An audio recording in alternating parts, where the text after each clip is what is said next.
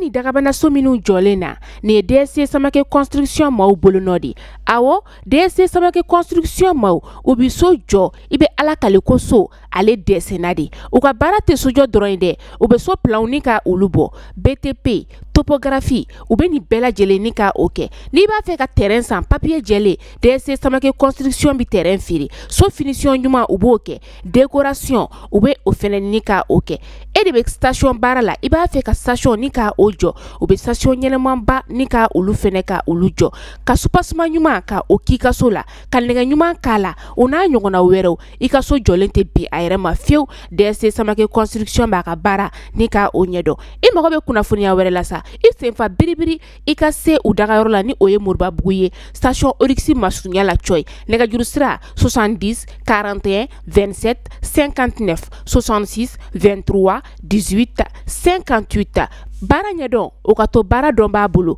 DSC Samake construction mau ubuka bara uba nyedon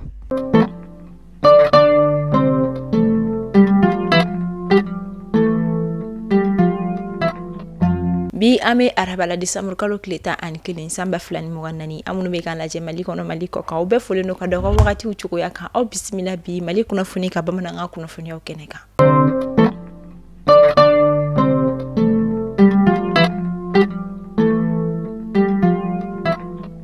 kuna funi damnela kunu taratani o bena December kalo kleta ma anga jamana kuni tume sangala kada haka seku jamana gouverneur ni oye contrôleur général Alassane Traoré kasangani aleka tanyaluye kada haka akumeka na bamako mission konna mini ana denke chemani kunomi be sanani bonya kola ni uyesira bakan kasara ke mi kada sababu ye uflashi koni mabo ala o kama kunungu uka janaja bara olu koni kera kena minka anga jamana ministre nyama ku général de division Abdoulaye Maiga fogatasi anga jamana fintigla kachama madina nyama chama maba chama koni iyera soro keneka munna uye folini bunya maseku ke kata femi contrôleur général Alassane Traoré koni yoroka klaka afu akabara nyuma kelon konna jamana oye hairala ka foko ay ko ba chamonke ay femba munu koni ke dadura olu konna ka klaka ablasrani do udon koni chama o koni nyimi yere konna médaille koni dara ashuka ka ke chevalier de l'ordre national koni amba fo ala kabala bala dali nogoya général Alassane Traoré koni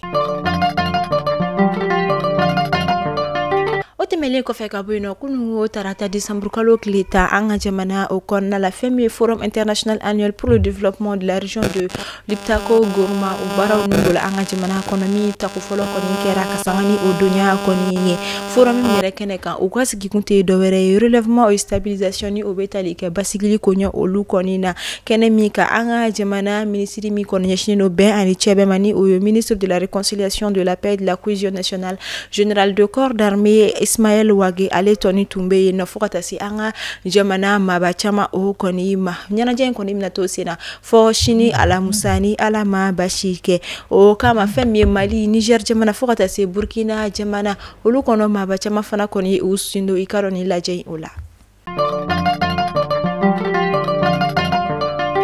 dirpani oye anga jamana fintigila ka kuna funindi so ba koni ye kasanga kalo ulube la jami ke mino be wole bla anga jamana kuna fundila ma wala sa kasega wala li koni ke oye anga fintigila ka la halaya olu koni ka kale daga ola okera kunungo kasanga ni December kalo kletan ye kena mi koni kan dirpanya mo akoni idado anga fintigila ka barakelo olu konna November kalo yere okonna la kasanga ni aka kuma oye aye yere konna la feme dirpanya ma akumara aye ayira ka fo November kona la nga fintigila ka wiye baraba chama o erede koni ke mi ndo ere koni kra ni karo grandina tigila ma ka nyema chama koni tanyali koni nye ku bone udina mi kra obulo mfe chama koni mneli fo kata se ikaro ka fo mugu juku koni filila u kan kaseka u chama koni shila tunu ayira la ka fo uye wili ka jo chama ke fana katanga fintigila ka yere kama wala sa kaseka ta fe mi karo ka fo binkane wale koni ke ula mina nga fintigila ka yere koni wili ka jo ke katatu ku ula o kama anga jamana jirpa o nyema akoni ayira ka fo kanga fintigila kauye barabade konike ama fo alibi ala kanga jamana fintikila kau koni fangasi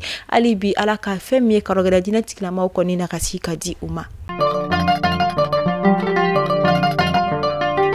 fɛn min ye espace d'interpellation démocratique ni a bɛ fɔ ma ko EID o tako muga ani segina baaraw kɛra kunungo an ka jamana kɔnɔna la CICB kɔnɔna la ni o ye Centre international de conférence de Bamako kɔni ye kɛnɛ min kan an ka jamana ministre ɲɛmaa tun bɛ yen nɔ général de division Abdoulaye Maïga fo ka taa se an ka jamana gouvernement maba caman o kɔni o ma kɛnɛ kan o kɔni ye o décision minnu kɔni taara fɛn min ye dugukolo ko fo ka taa se kiiriko olu kɔɲɔw ma olu caman de kɔni bɛ a kɔnɔ o ni a ɲɔgɔnna wɛrɛw.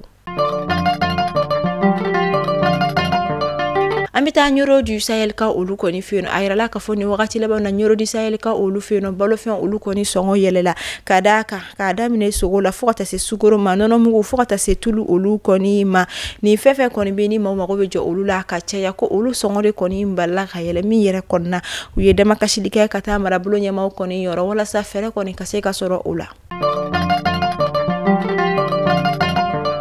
An ka jamana kɔnɔna la jɛkulu minnu bɛ yen n'olu ka wuli ka jɔ bɛnnen don VBG kɛlɛli ma ni o ye violence basée sur le genre ni o bɛ se ka kɛ binkani wale minnu bɛ kɛ muso la ni o ye minnu bɛ bugɔ furu kɔnɔ ani nimatɔrɔli bɛ da minnu kan fo ka taga se jagoya furu o ni a ɲɔgɔnna olu kɔni kɛlɛli baara olu ma o kama u ye tile 16 ni u y'o ta ka se ka baaraw kɔni kɛ o kɔnɔ ni a bɛ fɔ min ma ko 16 jours d'activisme min kɛra ka se ka ɲɛsin nin waleya ninnu kɔni kɛlɛli ma muso ani denmisɛnninnakaw kɔni yɔrɔ o baaraw kuncɛla kunungo décembre kalo tile 10 an ka jamana o kɔnɔna la min yɛrɛ kɔnɔna minnu ka baara bɛnnen don ni waleya ninnu kɔni kɛlɛli ma ani ka se ka maaw kɔni lafaamuya a kɛkoli kɔni kɔlɔlɔ olu la u ye a yira k'a fɔ ka sanga n'u ka campagne kɛlaw kɔni ye u ye jaabi minnu kɔni sɔrɔ ko a bɛ nimisi wasabɔ ka d'a kan maaw bɛ ka faamuyali caman kɔni sɔrɔ ni waleya ninnu kɔni na min yɛrɛ kɔnɔna maaw bɛ ka taga a dabilali sira fɛ.